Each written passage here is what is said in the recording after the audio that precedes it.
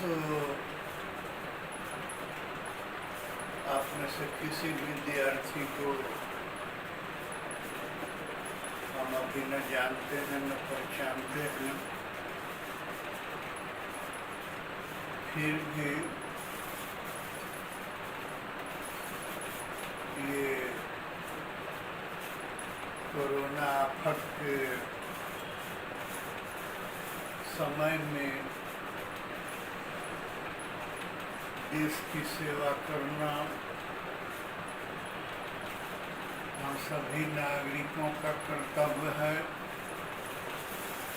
कि इस लॉकडाउन में भी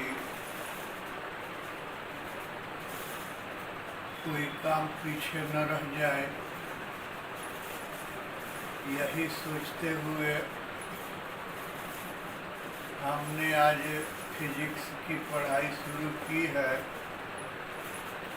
11th क्लास का जो अभी नए बच्चे एडमिशन करा रहे हैं कॉलेज में, उनके लिए ये शुरू कर रहे हैं।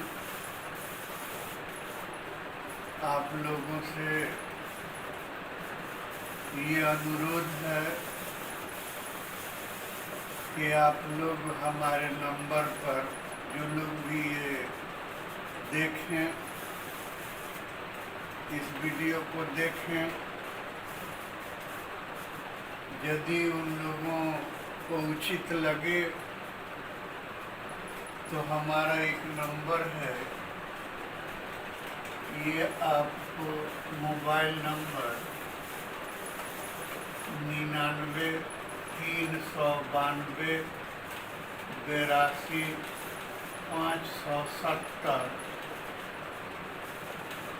इस पर अपना मोबाइल नंबर सेंड कर देंगे, मैसेज दे देंगे, तो हम एक ग्रुप बनाएंगे, व्हाट्सएप ग्रुप। और जब तक लॉकडाउन है तब तक इस व्हाट्सएप ग्रुप पर नोट्स भी, PDF बना के नोट्स भी भेजते जाएंगे। इससे आप लोगों का स्टडी, आप लोगों का पढ़ाई पीछे नहीं रहेगा, बल्कि आप लोग समय के साथ रहेंगे। तो वो भी जितना जल्दी हो भेज दीजिएगा, क्योंकि ये पढ़ाई से पहले ही आपके पास यदि नोट्स होता तो जो है बहुत अच्छा होता। उसको एक बार पढ़ के तब आप ये वीडियो देखते। तो अभी तो किसी का नंबर मेरे पास है नहीं, कोई व्हाट्सएप ग्रुप बना है नहीं, इसलिए आज ऐसे ही पढ़ा रहे हैं और आप लोगों को ये सूचना दे रहे हैं कि जितना जल्दी आप लोग अपना नंबर भेज दीजिएगा, उतना ही जल्दी हम आपका व्हाट्सएप ग्रुप बना के उस पर आपका नोट्स भी भेज देंगे। जैसा कि आप लोग जानते हैं कि कॉलेज का सिलेबस 3 भाग में बटा हुआ है, जिसमें से एक को कंपल्सरी कहा जाता है, दूसरे को ऑप्शनल कहा जाता है और तीसरे को एडिशनल कहा जाता है। ऑप्शनल में आपको एक कोई लैंग्वेज लिटरेचर लेना पड़ता है और एक राष्ट्रभाषा लेना पड़ता है। साइंस के विद्यार्थी प्रायः इंग्लिश लेते हैं लिटरेचर के जगह पर और हिंदी लेते हैं 100 नंबर का। तो ये हो गया आपको कंपल्सरी। और ऑप्शनल में आप लोग फिजिक्स, केमिस्ट्री, मैथ लेते हैं या फिजिक्स, केमिस्ट्री, बायोलॉजी लेते हैं। और एडिशनल आपके मन पर है, चाहे तो कोई सब्जेक्ट एडिशनल में लेते हैं, एक्स्ट्रा में लेते हैं, चाहे तो नहीं लेते हैं। तो ये आपका जो 3 ऑप्शनल है, फिजिक्स, केमिस्ट्री, मैथ या फिजिक्स, केमिस्ट्री, बायोलॉजी, तो उसमें हम फिजिक्स चालू कर रहे हैं, फिजिक्स प्रारंभ कर रहे हैं। तो ये फिजिक्स जो है, जो बायोलॉजी लिए हुए हैं उन्हें भी फिजिक्स पढ़ना है, जो मैथमेटिक्स लिए हुए हैं उन्हें भी फिजिक्स पढ़ना है। और फिजिक्स में सबसे पहले हम डायमेंशन चैप्टर शुरू करते हैं। इस चैप्टर का नाम है unit and dimension. Unit and dimension यानी मात्रक एवं बीमा। तो सबसे पहले हम चाहते हैं कि ये जो सब्जेक्ट फिजिक्स है, इस सब्जेक्ट फिजिक्स की ही परिभाषा किया जाए कि वास्तव में फिजिक्स क्या है। तो ये तो बहुत लंबी चौड़ी बात होगी,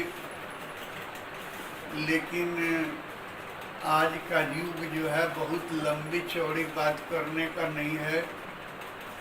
नेट का ज़माना है, इसमें अपने बातों को बिल्कुल ठोस लैंग्वेज में और टाइम बचाते हुए छोटे लैंग्वेज में कही जाए, तो इसी को हम लोग बेस्ट मानते हैं। तो फिजिक्स का परिभाषा करना चाहता हूँ मैं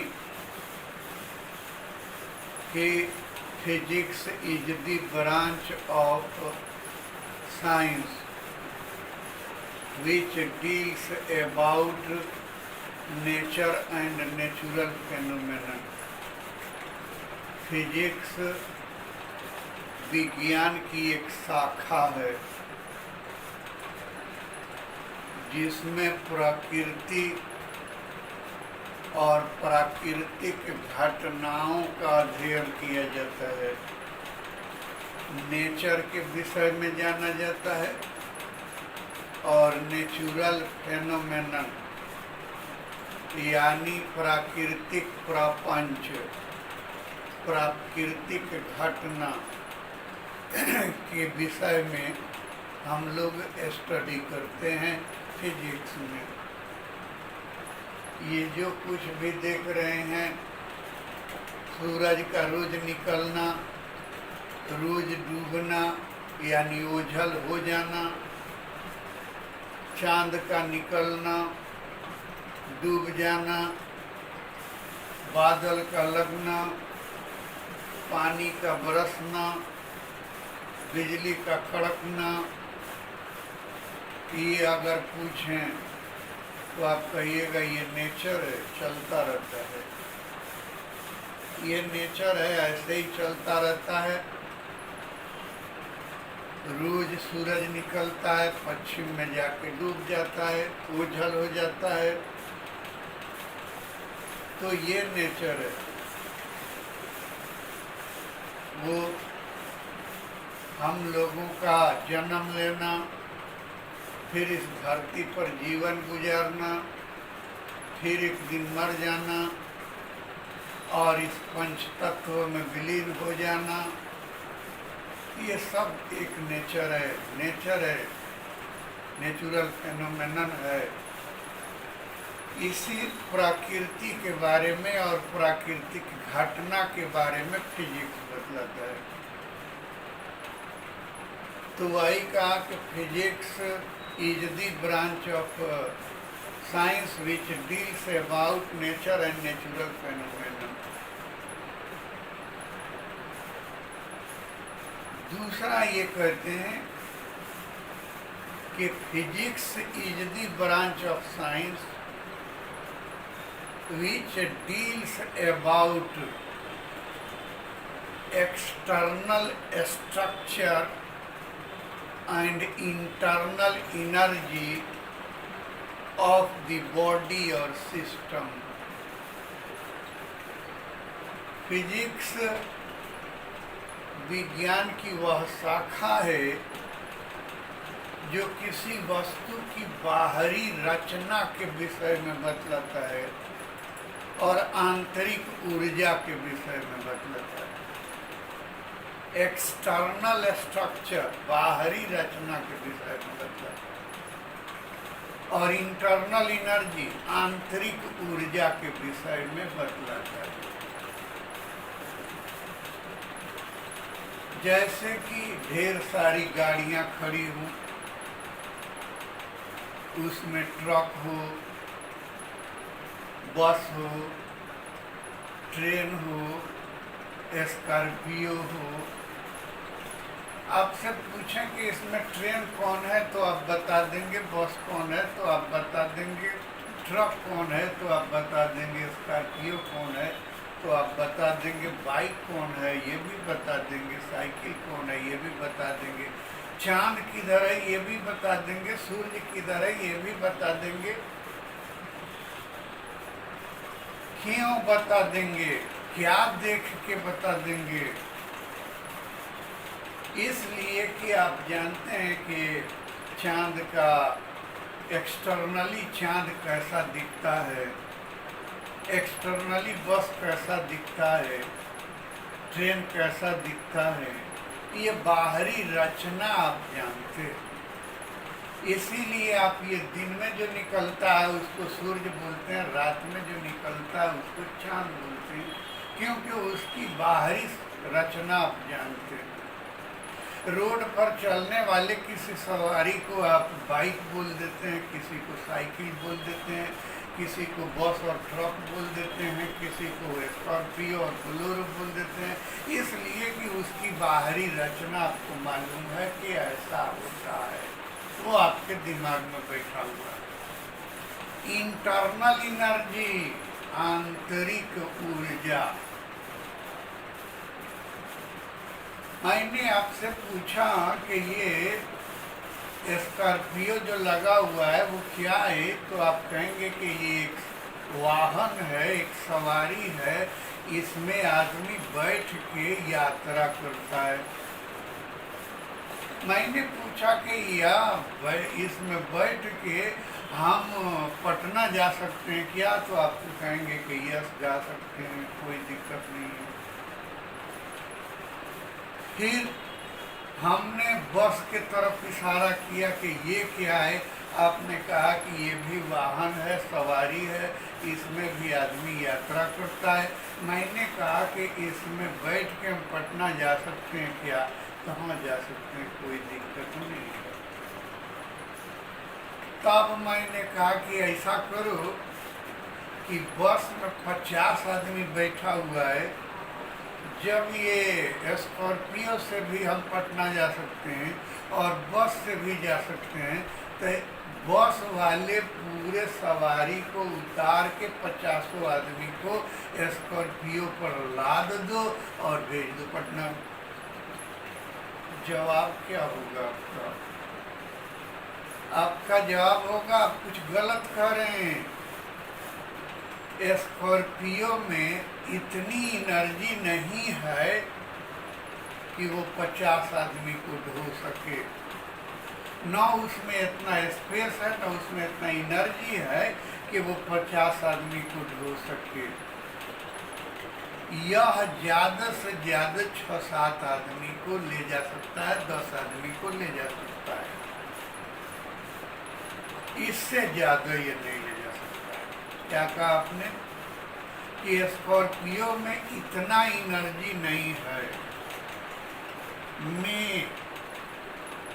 स्कॉर्पियो में इंटरनल इतना एनर्जी नहीं है कि वो 50-60 आदमी को ढो सके। हाँ, बस में इतनी एनर्जी है कि वो 50-60 आदमी को ढो सकता है। तो ये ब्रह्मांड में जो भी चीज़ है सब में कुछ न कुछ एनर्जी होता है।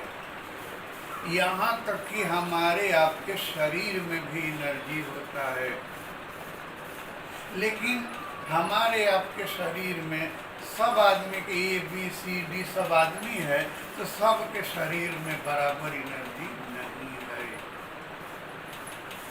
तो ये फिजिक्स ही है जो तय करता है, जो बतलाता है कि किस सिस्टम में कितनी एनर्जी है। वही हमने कहा कि physics is the branch of science which deals about external structure and internal energy of the body and system. Physics is a cart which moves on the wheel of mathematics. Physics एक ऐसी गाड़ी है जो गणित के पहिए पर गतिमान है. फिजिक्स एक ऐसी गाड़ी है जो गणित के पहिए पर गतिमान है. जैसा कोई आप स्कॉर्पियो लिए, उसमें चक्का लगा हुआ है, अगर पहिया को निकाल दें तो वो किसी काम का नहीं रहेगा, खटारा हो जाएगा. तो उसको चलने के लिए, उससे सवारी करने के लिए ये आवश्यक है कि उसमें पहिया लगाया जाए. उसी प्रकार से फिजिक्स को अगर स्कॉर्पियो समझते हैं तो उसका पहिया जो है वो मैथमेटिक्स है. यानी बिना मैथमेटिक्स के फिजिक्स एक कदम भी नहीं चल सकता.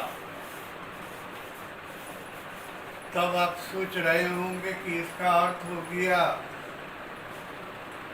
कि मैथमेटिक्स के बिना फिजिक्स का कोई अस्तित्व नहीं है. मैंने ये नहीं कहा. अरे वो स्कॉर्पियो के इंजन का अपना महत्व है और पहिया का अपना महत्व है.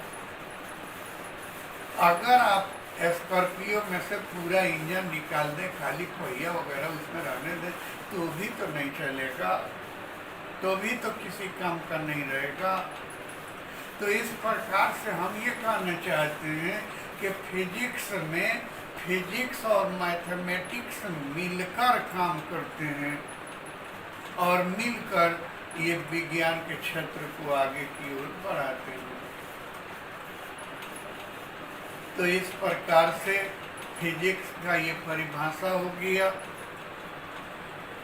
कि physics is the branch of science which deals about nature and natural phenomena. It is a science give the knowledge about external energy, external structure and internal energy of the body and system. Physics is a cart which moves on the wheel of mathematics.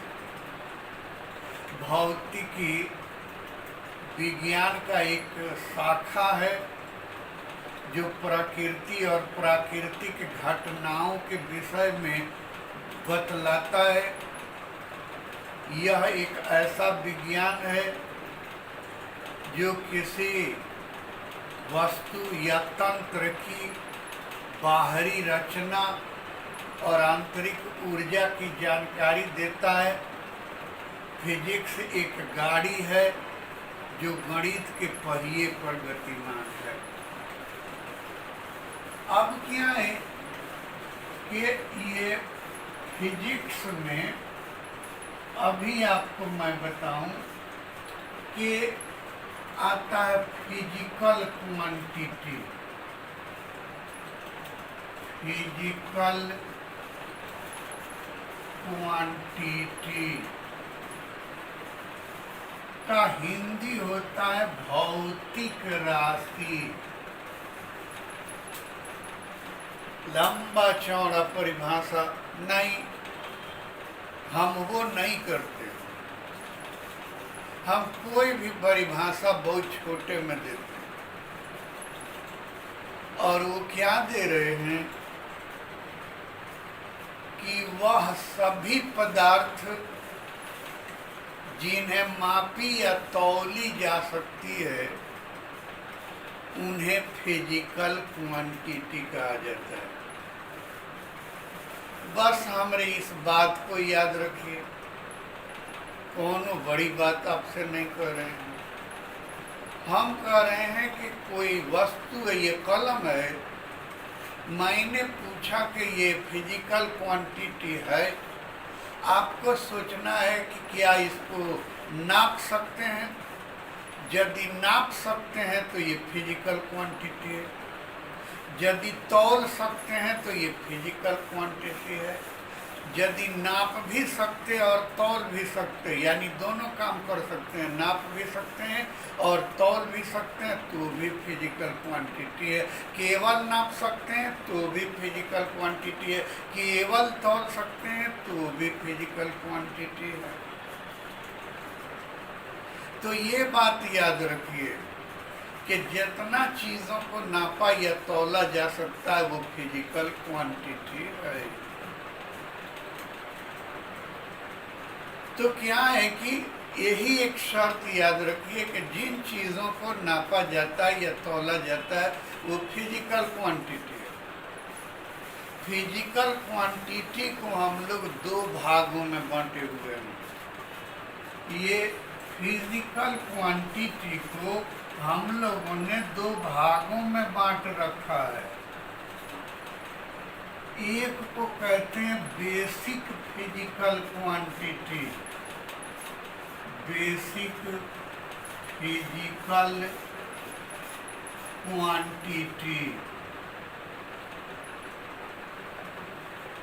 और दूसरे को कहते हैं derived physical quantity, derived physical quantity. वे सभी राशियां जिन्हें physics का आधार माना जाता है बेसिक फिजिकल क्वांटिटी कहलाते हैं। जैसे ये चेयर है, इस चेयर का आधार है कौन चीज? तो इसका चार जो पाया है, चार जो गोड़ा है, वो उसका आधार है। तो इसी तरह से फिजिक्स के जो आधार हैं उन्हें हम बेसिक फिजिकल क्वांटिटी बोलते हैं। और क्या है कि ये आपको क्या है कि आधारी भौतिक राशि के विषय में मैंने बताया कि जिन राशियों को फिजिक्स का आधार माना जाता है, जिनका अपना स्वतंत्र अस्तित्व होता है, जिनका अपना स्वतंत्र मात्रक होता है, उन्हें फिजिक्स का आधार जो है उन्हें फिजिकल बेसिक फिजिकल क्वांटिटी कहा जाता है। अब क्या है कि पहले ये फिजिक्स का कोई आधार नहीं हुआ करता था, बिना पेंदा का ये लोटा था, इधर उधर डगरता फिरता था। लेकिन प्रोफेसर गियोर्गी द्वारा, प्रोफेसर गियोर्गी ये फ्रांस के रहने वाले हैं, प्रोफेसर गियोर्गी, और ये मैथमेटिक्स के प्रोफेसर थे और लगभग 1970 ईस्वी में इन्होंने बताया कि वो क्या कहते हैं कि मास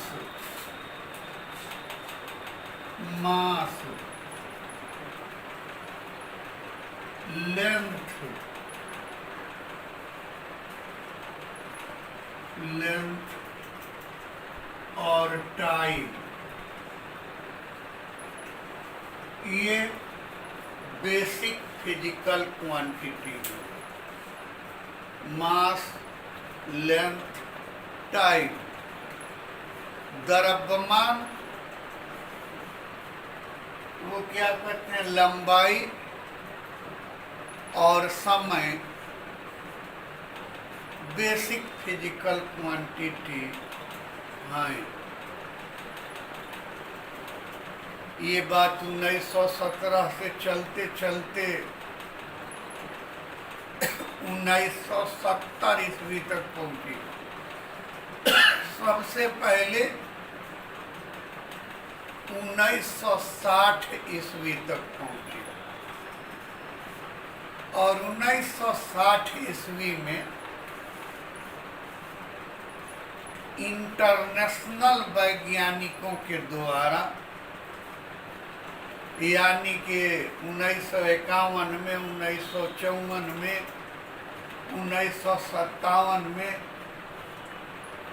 वैज्ञानिकों ने आपस में विचार विमर्श किया और 1960 ईस्वी में इन लोगों ने बेसिक फिजिकल क्वांटिटी में जोड़ दिया नंबर 4 में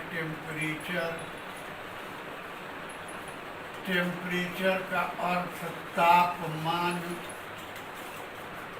नंबर 5 में वो क्या कहते हैं, इलेक्ट्रिक करंट,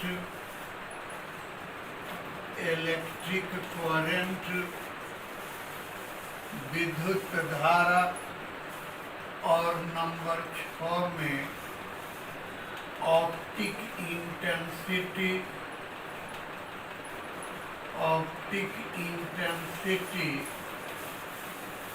का हिंदी होता है प्रकाश की तीव्रता। तो 1960 ईस्वी में वैज्ञानिकों ने बताया कि mass, length, time, temperature, electric current और ऑप्टिक इंटेंसिटी, द्रव्यमान, लंबाई, समय, तापमान, विद्युत धारा और प्रकाश तीव्रता को बेसिक फिजिकल क्वांटिटी माना जाता है। और उसी में उन लोगों ने इसका यूनिट भी बताया, SI यूनिट। वो क्या बताया कि ये द्रव्यमान का मात्रक होता है किलोग्राम और निरूपित किया जाता है केजी द्वारा। लंबाई का मात्रक होता है मीटर और निरूपित किया जाता है स्मॉल m द्वारा।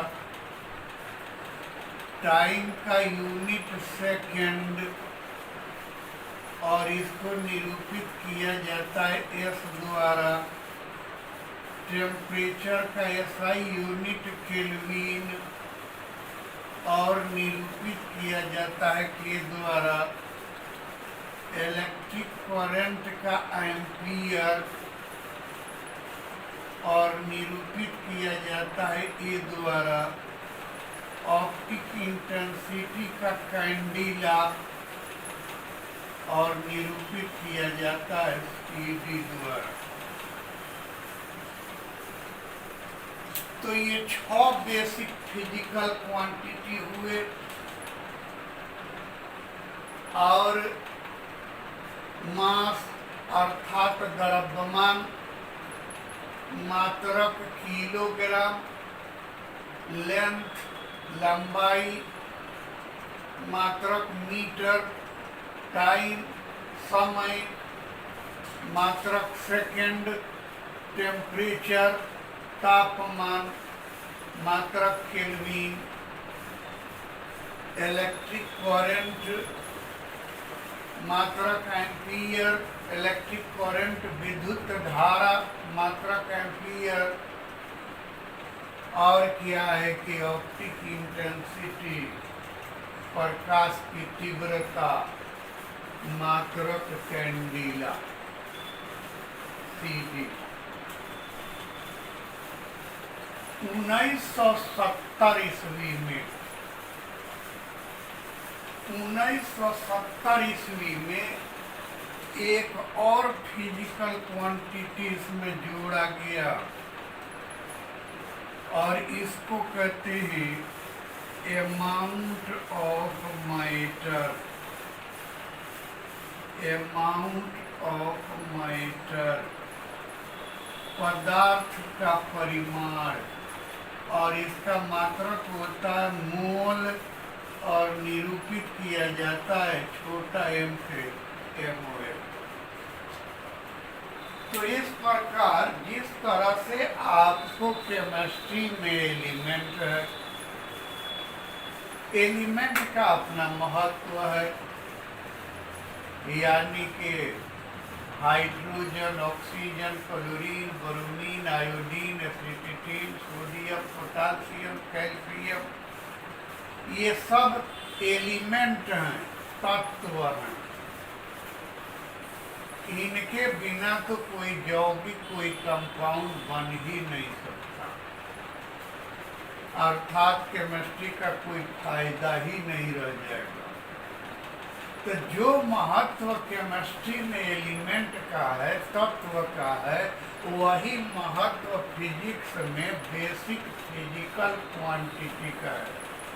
इसको बेसिक फिजिकल क्वांटिटी भी कहा जाता है, या इसको फंडामेंटल फिजिकल क्वांटिटी कहा जाता है, आधारी भौतिक राशि कहा जाता है, या मौलिक मूल भौतिक राशि कहा जाता है। वे सभी राशियां जिनको फिजिक्स का आधार माना जाता है, जिनका अपना स्वतंत्र अस्तित्व एवं स्वतंत्र मात्रक होता है, उन्हें हम आधारी भौतिक राशि बोलते हैं। आधारी भौतिक राशियों की कुल संख्या 7 है। नंबर 1 मास, द्रव्यमान, इसका SI मात्रक किलोग्राम, लेंथ लंबाई, इसका मात्रक मीटर, टाइम समय, इसका मात्रक सेकंड, टेम्परेचर तापमान, इसका मात्रक केल्विन, ये विद्युत धारा, इसका मात्रक एम्पियर, और क्या है कि ऑप्टिक इंटेंसिटी, प्रकाश की तीव्रता, मात्रक कैंडिला, और अमाउंट ऑफ मैटर, मात्रक पदार्थ का परिमाण, मात्रक मोल। इसके अलावे 2 सप्लीमेंट्री फिजिकल क्वांटिटी होते हैं। 2 सप्लीमेंट्री फिजिकल क्वांटिटी होते हैं। सप्लीमेंट्री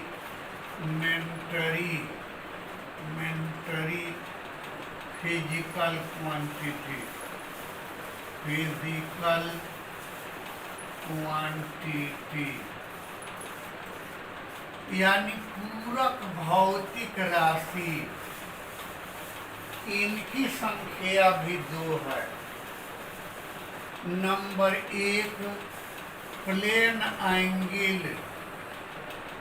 प्लेन एंगल का अर्थ हो गया समतल कोण। इसका यूनिट होता है रेडियन, और इसको निरूपित करते हैं प्रायः R द्वारा भी, स्मॉल r द्वारा भी निरूपित कर देता है लोग, लेकिन आप अभी नए हैं, राइड लिख दिया, रेडियन। और दूसरा होता है सॉलिड एंगल। सॉलिड एंगल ठोस कोण, इसका मात्रक होता है एस्टेरेडियन, और इसको हम लोग SR से निरूपित कर देते हैं। तो ये पूरक भौतिक राशियां दोनों सप्लीमेंट्री फिजिकल क्वांटिटी हैं। प्लेन एंगल समतल कोण, सॉलिड एंगल ठोस कोण। पहला दिन है, इसलिए ज्यादा बताना नहीं चाहते हैं। घबरा जाइएगा, धीरे धीरे हम आपको ट्रेंड कर लेंगे, तब तेज पढ़ा जाएगा, ज़्यादा पढ़ा जाएगा। आज इतना ही पर दिमाग दौड़ाइए। वो क्या, तो आपको मात्र हमने 2 बात ही बताया, एक फिजिक्स, तो फिजिक्स के बारे में कहा कि physics is the branch of natural science which deals about nature and natural phenomenon. It is a branch of science which gives the knowledge about external structure and internal energy of the body or system. And physics is a cart which moves on the wheel of mathematics. Hindi में सुना जाए कि भौतिकी प्राकृतिक विज्ञान की एक शाखा है जो प्रकृति और प्राकृतिक घटनाओं के विषय में बतलाता है। यह एक ऐसा विज्ञान है जो किसी पिंड या सिस्टम की बाहरी रचना और आंतरिक ऊर्जा की जानकारी देता है। फिजिक्स एक ऐसी गाड़ी है जो गणित के पहिए पर गतिमान है। उसके बाद बताया फिजिकल क्वांटिटी, वे सभी राशियाँ जिन्हें मापी या तौली जा सकती है उन्हें फिजिकल क्वांटिटी कहा जाता है, भौतिक राशि कहा जाता है। भौतिक राशियों को 2 वर्गों में बांटा गया है, बेसिक फिजिकल क्वांटिटी और 2 नंबर में डेराइव फिजिकल क्वांटिटी। आज हम लोगों ने बेसिक फिजिकल क्वांटिटी की बात की, आधारी भौतिक राशि की बात की कि वे सभी राशियां जिन्हें फिजिक्स का आधार माना जाता है, जिनका अपना स्वतंत्र अस्तित्व एवं स्वतंत्र मात्रक होता है, उन्हें बेसिक फिजिकल क्वांटिटी कहा जाता है। बेसिक फिजिकल क्वांटिटी की कुल संख्या 7 है। नंबर 1 मास, द्रव्यमान, मात्रक किलोग्राम। नंबर 2 लेंथ, लंबाई, मात्रक मीटर। नंबर 3 टाइम, समय, मात्रक सेकेंड। नंबर 4 टेम्परेचर, तापमान, मात्रक केल्विन। नंबर 5 इलेक्ट्रिक करंट, विद्युत धारा, मात्रक एम्पियर। नंबर 6 ऑप्टिक इंटेंसिटी, प्रकाशीय तीव्रता, मात्रक कैंडिला। और नंबर 7 अमाउंट ऑफ मैटर, पदार्थ का परिमाण, मात्रक मूल। और उसके अलावा बताया सप्लीमेंट्री फिजिकल क्वांटिटी के भाई इनके अतिरिक्त 2 पूरक भौतिक राशि हैं, जिसमें से एक को प्लेन एंगल कहा जाता है, समतल कोण कहा जाता है, मात्रक रेडियन होता है। दूसरे को सॉलिड एंगल कहा जाता है, ठोस कोण कहा जाता है और मात्रक स्टेरेडियन होता है। इतना आज आप लोग स्टडी कीजिए। कल यानी अगले दिन तो क्या है कि प्लेन एंगल किसे कहा जाता है, सॉलिड एंगल किसे कहा जाता है, और derived physical quantity. Physical quantity जो 2 प्रकार का है, तो उसमें आज बेसिक बताया, कल डेराइव फिजिकल क्वांटिटी पर भी बात होगी। और फिर एक बार दोहरा दें कि आप लोग जल्दी से आज ही अपना नंबर जिससे व्हाट्सअप चलाते हैं वो नंबर आप लोग मैसेज कर दीजिए। हम एक ग्रुप बना देंगे, व्हाट्सअप ग्रुप, उसी पर नोट्स डालते जाएंगे। घर बैठे आपको वीडियो से पढ़ाई हो जाएगा और नोट्स भी मिल जाएगा। और हम लोग देश के साथ वफादारी कर रहे हैं कि इस कोरोना काल में हम लोग अपना पैसा लगा के आप लोगों को पढ़ा रहे हैं। इसलिए आप लोगों से भी रिक्वेस्ट है कि ये देश की भलाई के लिए, इस देश को आगे बढ़ाने के लिए आप लोग भी इस कोरोना काल में पढ़िए। अपना फर्ज समझिए पढ़ना, हमारा फर्ज था पढ़ाना, आपका फर्ज है पढ़ना। तो ये आप अपने कर्तव्य का पालन कीजिए और आप अपना नंबर भेजिए ताकि जल्दी से जल्दी नोट्स भी आप तक पहुंचा सकें। धन्यवाद।